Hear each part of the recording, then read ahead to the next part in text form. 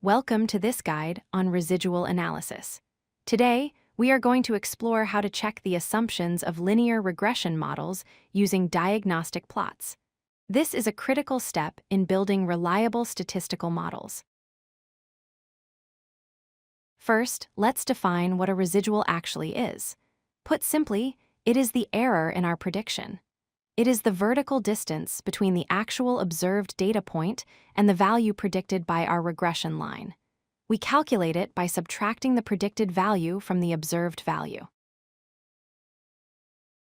To trust a linear regression model, 4 key assumptions must be met.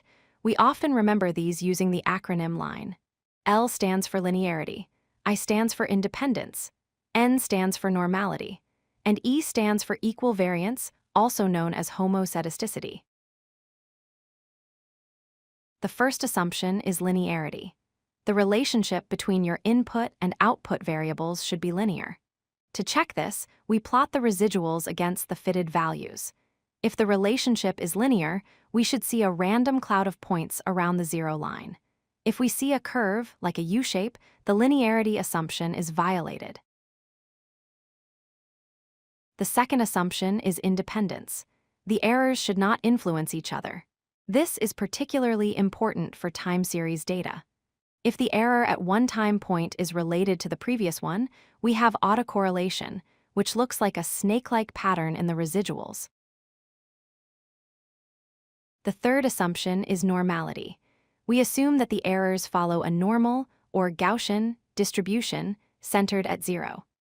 This assumption is crucial if you want to perform hypothesis tests or calculate confidence intervals for your model parameters. The fourth assumption is equal variance or homoscedasticity. The spread of the residuals should remain constant across the range of predicted values. If the spread gets wider or narrower, creating a fan shape, we have heteroscedasticity, which is a problem. Now let's look at the diagnostic tools. To check for normality, we use the normal QQ plot. This compares our residuals to a theoretical normal distribution. In an ideal case, the points will fall exactly along the straight diagonal line. Deviations at the ends suggest the data might be skewed. To check for equal variance, we use the scale location plot. This shows the square root of the standardized residuals against the fitted values. We want to see a horizontal line with points spread randomly around it. If the line is angled or curved, the variance is not constant. Finally, we check for influential outliers using the residuals versus leverage plot. Points that are far to the right have high leverage. We use Cook's distance lines to identify points that have a strong influence on the model. Points falling outside these dashed lines are influential and should be investigated. Here is a quick summary checklist. For linearity, look for a horizontal line in the residuals versus fitted plot. For normality, check the QQ plot. For equal variance, check the scale location plot. And for outliers, check the leverage plot against Cook's distance.